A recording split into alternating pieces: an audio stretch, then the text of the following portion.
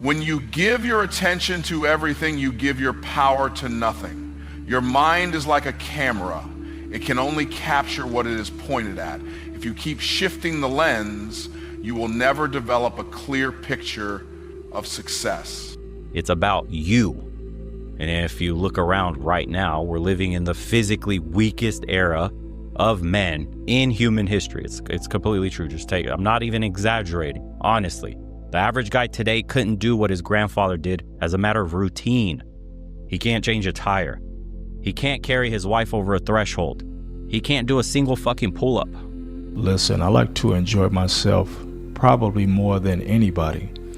And maybe my form of enjoyment may not be the same as other people's or people that I know, but I definitely like to enjoy myself. It's not that discipline is this esoteric thing that's going to get you to where you want to be. It's not an occult science. It's just that many people don't necessarily internalize it. The only reason you go back to some old shit is because you couldn't find new shit. And that's a personal problem because you're not working on yourself. I say like this, man, I can always catch better because I'm always getting better. Personal development is something I'm big on. So I'm always investing in myself, my mind, my skills, who I am as a person. I'm always evolving. That's a weakness that's going to keep your life down. You're tender-hearted. You need companionship. And as long as you're tender-hearted and need companionship, you're never going to have the right companion because you need it. I don't need it. So therefore, the only companion that I'm going to have is the right companion. Because you need it, you're going to make concessions and let things slide because you need it. So I'm going to let it slide because I need it so bad. I would say learn to sit in that feeling of being alone. Highly successful people understand that focus is their most valuable asset. They don't allow themselves to be distracted by every new trend, every opinion, or every opportunity that comes their way. Instead, they choose their path deliberately and commit to it fully. They know that half-hearted effort produces half-hearted results. Instead of trying to master everything, they master one thing at a time. They build their skills, sharpen their expertise, and become the best in their field by keeping their eyes on the prize and refusing to be swayed by anything that does not serve their purpose. A scattered mind leads to scattered results. Imagine trying to light a fire with a magnifying glass. If you keep moving it around, the sunlight will never concentrate enough to create a spark. But if you hold it steady, the focused energy will ignite a flame. That is how success works. When you commit to one goal, one vision, and give it your undivided attention, you generate the power necessary to make it a reality. People who achieve greatness are not necessarily more talented or gifted. They are simply more focused. Physical strength has never mattered more than it does right now. Not just for practical applications, though absolutely those still exist, of course. Okay, I'm not denying any of that. But for what it does to your mind, your confidence, and how people perceive you and treat you. This is about something way more fundamental, about reclaiming something that's essentially been systematically stripped from modern men today. And the decline in physical strength isn't just about some random trend. It's by design, actually. A physically weak population is easier to control, easier to make dependent, and easier to sell shit to. Strong, capable men who trust their bodies and their abilities are dangerous to systems that profit from insecurity and reliance. Here's the ugly truth nobody ever says out loud. Your physical weakness is profitable, your insecurity is marketable, and your dependence is desirable to corporations and to governments. Honestly, to anyone with something to sell or control. So what happens when you actually get strong? When you build a body to do shit that can handle challenges, endure discomfort, well, everything actually changes. First, there's the hormonal reality that nobody wants to acknowledge. Strength training literally makes you more of a man on a biochemical level. It optimizes testosterone production, it improves insulin sensitivity, and it enhances growth hormone release. It's not just building muscle, it's building the hormonal foundation of masculinity itself. And the difference between a man with optimized hormones and one with tank levels is night and day. From energy, drive, confidence, mental clarity, sexual performance, recovery capacity, emotional stability, all of this stuff is directly tied to your hormonal environment, which is directly influenced by physical training.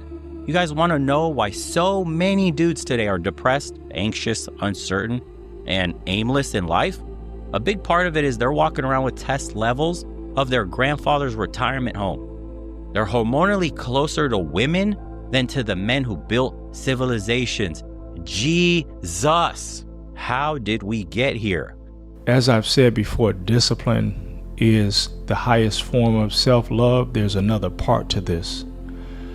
Discipline will keep you from being a target. Discipline will keep you from being fooled. We can see in the media that there's a lot of things going on. And again, it's not about not enjoying. We can enjoy our lives. But ultimately, what having discipline will do is prevent a lot of things from happening to you. Not because you're a perfect individual, but just because you're not in the line of fire. So many people have lost their marriages, they've lost contracts, they've lost business, they've lost friendships because they didn't necessarily have the discipline. And people are always aiming for you, whether you know that or not. Unbeknownst to you, people are always, especially when you're in a position that people can envy. So I'm simply saying that discipline will keep you from being a target. It knocks you out of the line of fire of a lot of things, of jeopardizing things that are very valuable to you. It's not that it's just going to get you to where you want to go, but it's going to prevent many things from happening to you. Whereas if you're open and you don't have the discipline, people are gunning for you. You're in the line of fire and you are a target. And if you do not exercise or have that discipline, you're most likely, as we can see, the things that are happening in the world today, you're most likely going to be taken down. And that can happen to anybody. So it's not that somebody is better than the next. It's that the discipline will prevent a lot of things from happening to you. Learn to love to be alone. Learn to love yourself. Learn to be able to do things that you enjoy your life by yourself. So then you're never going to accept a woman who's not coming in bringing value, you know, and you're not going to let things slide. So, and that's why you got friends that aren't really your friends too, because you just don't want to be alone. You don't like to be by yourself, man. I don't know how you fix it. What's the key to building a successful circle of people to help further my purpose and success, man? Put your money down. Join the masterminds, join the mentorships. You know, you can do it the organic way, but why do it the organic way when you could do it the fast track way, man? Buy your friends on the highest level, because if you go into somebody who's a multi-millionaire, yeah, maybe there's something that you can do for them that will make you valuable. But instead of trying to figure that out, because it's probably not though, but instead of trying to figure that out and go, no, how much do I need to do this? And don't be like, oh, can I pay for your dinner? Yes, the gesture's nice. And maybe if they really like you, they'll take you up on it. But how about you be like, hey, listen, I got $1,000 for you, man. I just wanted to have a 30-minute conversation. Yeah, I know you don't do consultations, but man, I value your opinion. I value who you are. Can I get on the phone with you for an hour?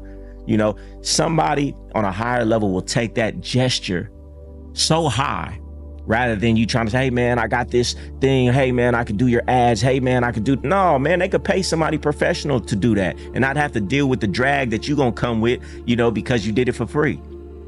So that's what I would say. Pay for your friends, pay for the mentorships, get in the circles, go to the conferences, you know, and get around high level people like that. Put your money down, because what you don't know is once you get around these people, just like anything, if you're a cordial person and people like you'll befriend these people anyway.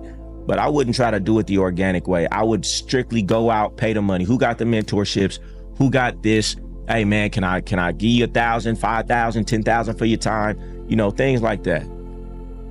Because I really do believe your network is your net worth. You know, I can't say too much, but it's a individual, you know, tens of millions of dollars, sold companies and things of that nature. And just by me being in proximity with him, by an introduction through somebody else, he's starting a new company, and off the dribble, he's putting me in and gonna give me a certain amount of money, you know, not because I'm best fit for it, but because he likes me. He connected. So somebody who may be better fit for the position, who may be better fit to market for him, wouldn't even get the opportunity that I just got handed to me because of this relationship. Distractions are not always obvious. Sometimes they come disguised as responsibilities, minor opportunities, or even well-meaning advice from friends and family. The biggest mistake people make is thinking they can divide their energy between multiple pursuits and still achieve excellence. Success demands depth, not just breadth. It is better to go all in on one thing and master it than to spread yourself too thin, making small progress in many areas but never reaching mastery in any. Those who lack focus chase too many things at once and end up achieving nothing substantial. The power of focus is also a discipline. It requires training your mind to resist temptations that pull you away from your true purpose. It means saying no to things that do not align with your mission. It means having the courage to walk your own path even when the world tries to pull you in different directions. Focus is about self-control, patience, and long-term thinking. It is about being willing to delay gratification, ignore the noise, and stay locked in on your goals no matter how many distractions surround you. Many people fail to succeed not because they lack ability, but because they lack the discipline to focus long enough. They start something with excitement but abandon it the moment challenges arise or when something new and shiny catches their attention. Success requires consistency and focus. It means showing up every day with the same energy, the same commitment, and the same determination, even when the results are not immediate. It means trusting the process and knowing that every focused effort compounds over time. In a world full of distractions, the ability to focus is a superpower. Those who master it will achieve what others only dream of. It is not enough to simply desire success. One must direct all their energy toward it with relentless concentration. The moment you take control of your focus, you take control of your destiny. And don't give me the toxic masculinity bullshit. There's nothing toxic about being strong, capable, and confident in your body. What's toxic is telling men that their natural drive for physical capability is somehow problematic and outdated. But it goes way beyond hormones. The psychological impact of strength might be even more profound. When you regularly push your physical limits, something fundamental shifts in how you view challenges. The voice in your head changes from, I don't think I can do this, to, this will be difficult, but I'll find a way through it. That mental shift doesn't apply to the gym. It bleeds into every area of your life. You start to recognize that discomfort isn't something to be avoided at all costs. It's information, and it's temporary, and it often is a gateway to growth. The guy who's never voluntarily pushed through physical discomfort never develops this relationship with pain and challenge. There's this incredible moment where you're under a heavy barbell and everything in you is screaming at you to give up, but you push through anyway. That moment teaches you something about yourself that no book, no podcast, or therapy session ever will.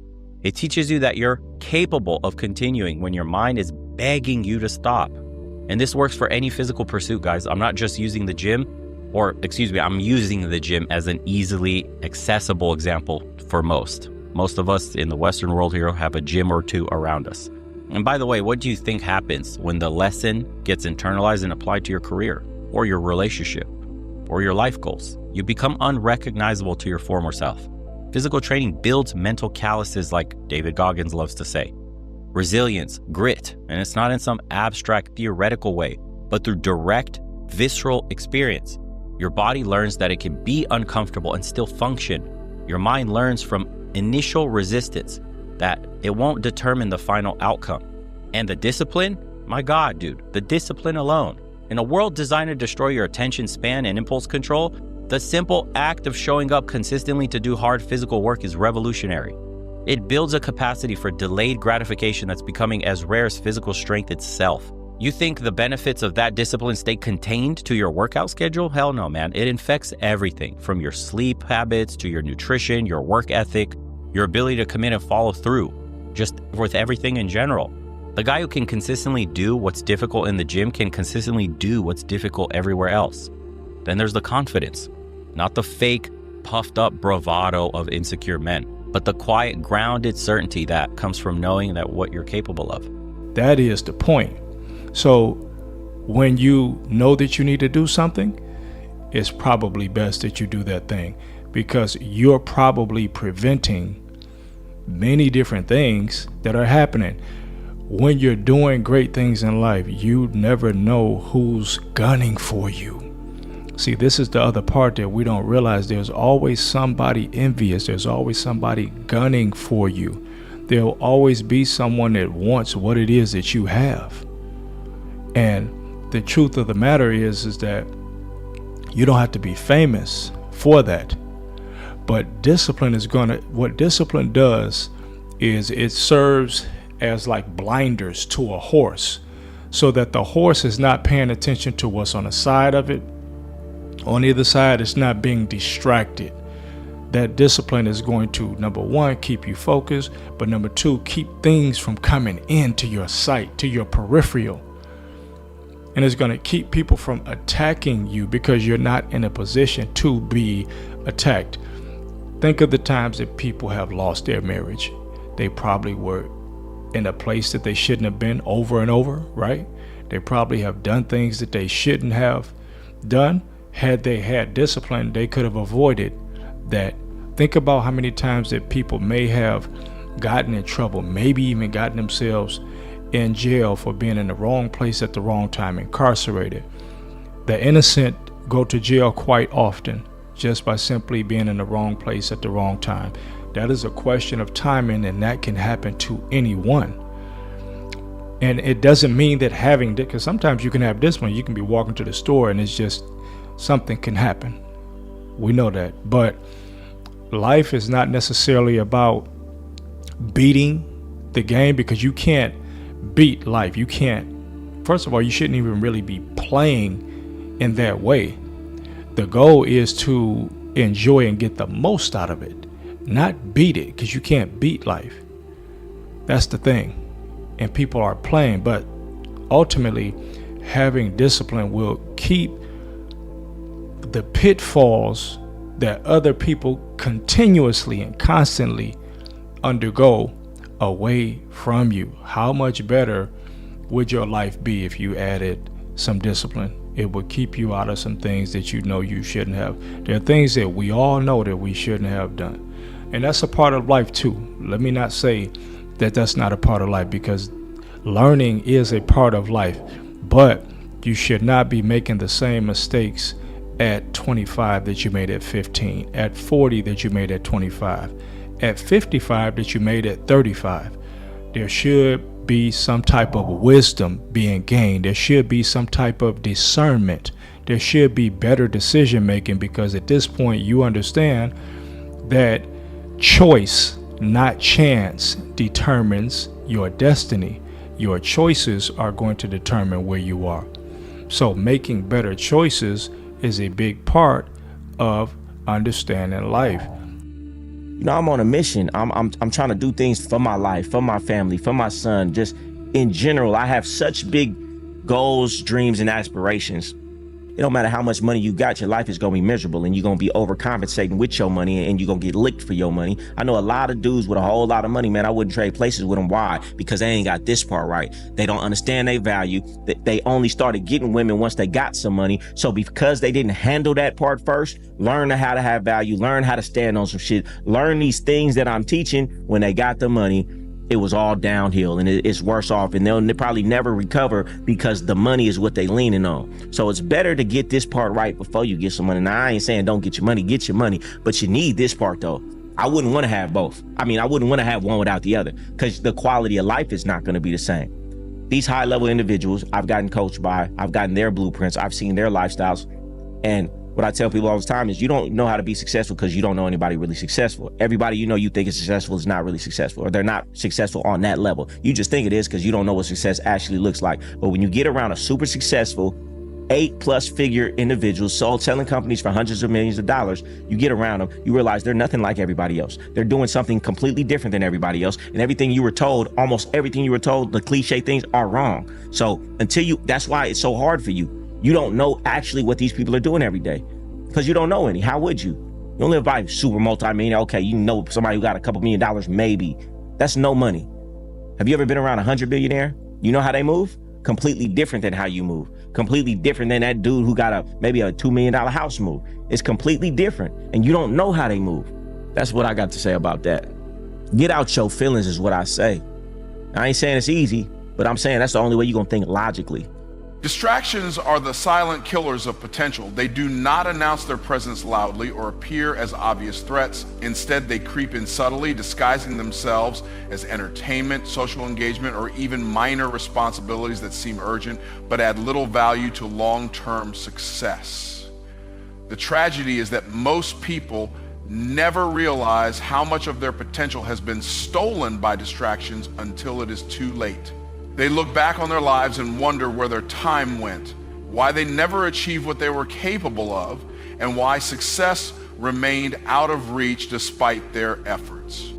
The mind is a powerful tool, capable of creating extraordinary things when it is fully engaged, but when attention is divided, that power is weakened. Imagine a high-performance sports car designed to travel at incredible speeds. If the driver constantly taps the brakes, shifts lanes erratically, and stops to look at every roadside attraction, the car will never reach its destination in time. This is exactly what distractions do to the mind. They force constant stops and detours, preventing people from gaining momentum in their pursuits. No matter how talented or intelligent someone may be, if their focus is continuously pulled in different directions, they will never operate at their full potential. One of the most dangerous things about distractions is that they feel harmless in the moment. Scrolling through social media for a few minutes, checking emails constantly, watching just one more episode of a show, these seem like minor, insignificant choices. But when added up over weeks, months, and years, they create a pattern of wasted time and lost opportunities. The minutes lost to distractions turn into hours, the hours into days, and before long, entire years have slipped away without real progress being made toward meaningful goals. What seemed like small diversions eventually become the very reason why success remains unattainable. The worst distractions are not just time wasters, they are mind wasters. They fill the brain with unnecessary noise, lowering mental sharpness and reducing creative thinking. When someone constantly consumes content that has no purpose, their ability to think deeply and solve problems weakens. When you've pushed yourself to the edge of your physical capacity regularly, ordinary stressors lose their power. There's a reason anti-fragile has become such a popular concept. It's weird, but we're all desperately seeking it in an increasingly soft world.